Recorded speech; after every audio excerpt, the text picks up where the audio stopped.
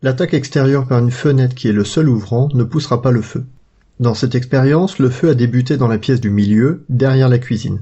Le feu a créé une veine gazeuse entre le foyer dans la pièce du milieu et les ouvrants de basse pression, les fenêtres ouvertes de la cuisine. Le feu utilise l'oxygène dans l'air contenu dans la structure et l'air qui est apporté par l'écoulement bidirectionnel à travers les fenêtres de la cuisine pour maintenir la combustion. Le feu dans la pièce du milieu est passé dans des conditions de flashover pendant que le feu se propage à la cuisine.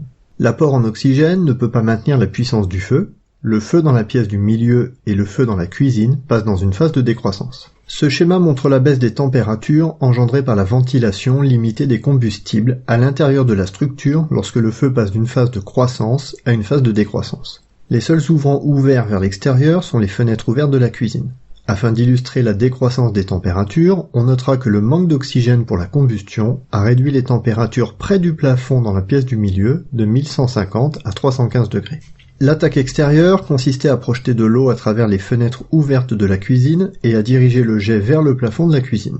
Ce plan de niveau comporte 3 pièces, l'une derrière l'autre, la cuisine, la pièce du milieu et la pièce arrière, qui sont reliées au couloir. En plus d'étudier l'efficacité de l'extinction par un jet d'eau extérieur, la vidéo comprend une vue d'une caméra thermique positionnée dans le couloir et regardant vers la pièce arrière. Si le jet d'eau poussait le feu depuis la cuisine vers l'arrière de la structure, alors une augmentation de la signature thermique devrait être relevée par la caméra.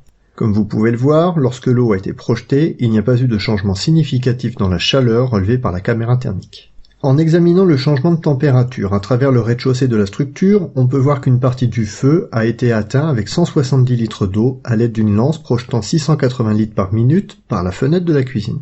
Le feu n'a pas été totalement éteint, mais en seulement 15 secondes, cette quantité d'eau relativement petite a fait baisser les températures dans la cuisine de 760 à 93 degrés. Entre-temps, les températures dans la pièce du milieu sont tombées de 315 à 150 degrés, celles dans la pièce arrière sont passées de 260 à 150 degrés, et celles dans le couloir de l'autre côté ont baissé de 290 à 150 degrés.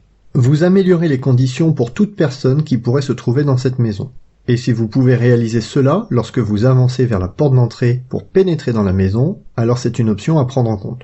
Avec de l'entraînement, projeter brièvement de l'eau depuis l'extérieur ne va pas ralentir votre intervention et dans ces conditions, cela ne poussera pas le feu.